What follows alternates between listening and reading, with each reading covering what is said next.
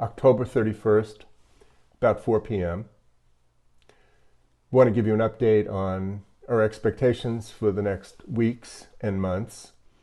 And note that our last forecast, we decided that the market would probably bottom on the 27th of October, and it did. And it had a sharp, dramatic rally on Friday the 28th. Monday, today, it went a little bit down, was sitting there all day. And there's probably going to be a top in the expected window this week. We had thought possibly the 3rd or the 4th of November, but I'm going to tell you that the average rally duration for the 1 week periods actually would have come out on the 2nd, if you look at all the different occurrences. Some of them were shorter. So somewhere between the 2nd and the 4th, there's probably a high point and a beginning of the decent sized decline, because the 3 week period that will follow this one is probably bigger than the average one. The last 3 week period down wasn't even down. It actually went sideways, so it was slightly higher 3 weeks after the high, which is a bullish sign for the longer term. But short term, the next decline in November is anticipated to be much more severe. It's finishing up our yearly decline phase of this first leg of the bear market, and we were expecting a low around the 22nd or 23rd of November. We were expecting 3,400.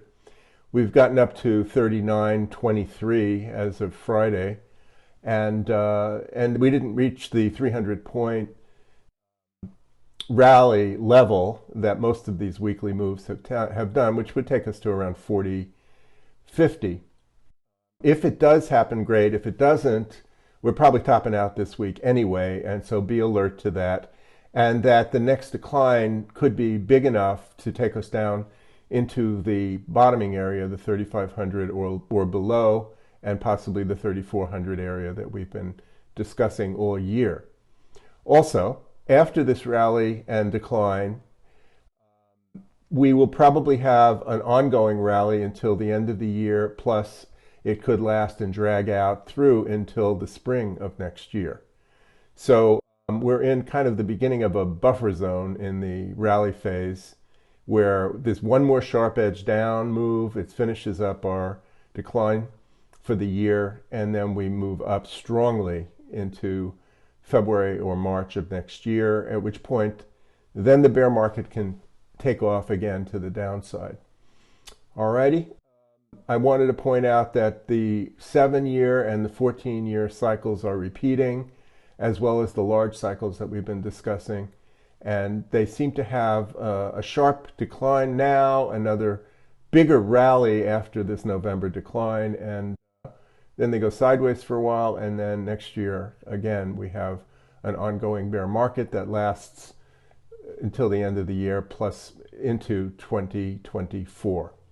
We're expecting about 3,000, between 2,900 and 3,000 as the low of the bear market next year. Thank you. And give us a thumbs up.